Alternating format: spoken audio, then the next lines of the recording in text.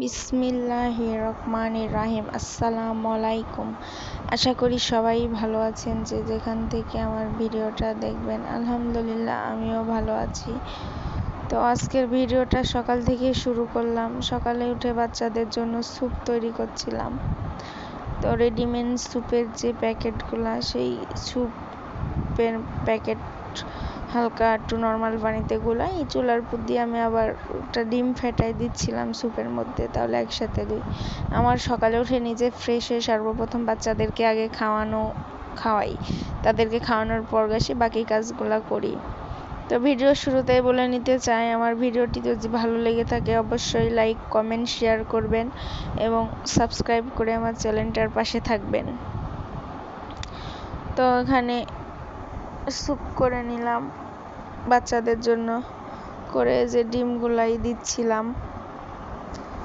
তো আরেকটা কথা, যেটা বরাবরের মতোই বলি, আমি নতুন হিসাবে আমার যদি ভয়েসে বা ভিডিওতে কোনো ভুল ত্রুটি থাকে অবশ্যই কমেন্টে জানাবেন এবং ক্ষমা সুন্দর দৃষ্টিতে দেখবেন।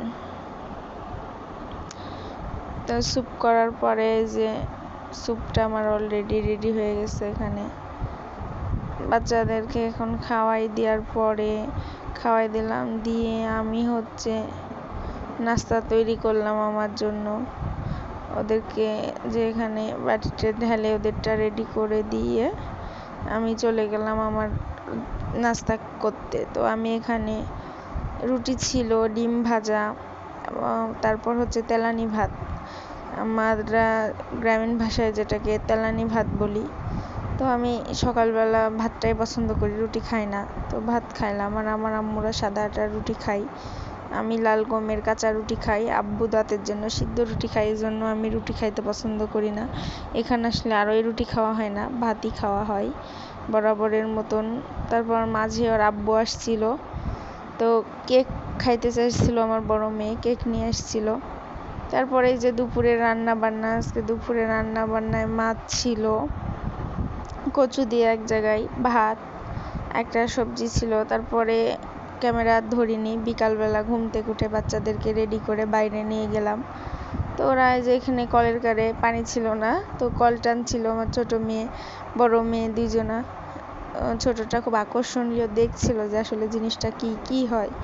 তারপরে যেটা আমার ভাই ছোট, ও দেখায় দিচ্ছিল যে কিভাবে কি হয়। কলে তো পানি নাই, পানি উঠে কিন্তু অনেক চাপতে হয় বা পানি দিতে হয়, এই জন্য কল ব্যবহার হয় না, তবে আছে রেখে দেওয়া। তারপর এখানে যে আমার বোনের ছেলে, ওকে একটু দেখাই দিলাম, ও আমাকে ডাকছিল। আমি বললাম যে একটু তাকাও ক্যামেরার দিকে, তোমাকেও একটু ধরি, তুমি আবার কেন বাদ যাবা। এই যে পুকুরে বাতাস হচ্ছিল, ঢেউ, এত ফ্রেশ পানি, আর প্রতিদিন বৃষ্টির কারণে পুকুরে পানি বেড়েছে, এত সুন্দর লাগে পুকুরটা দেখতে, আর এত সুন্দর বাতাস, এত সুন্দর শান্তি। যে যার মতন বিকালে সবাই ঘাটে বসে, তো আমরাও ঘাটে বসি বিকালে বের হয়ে।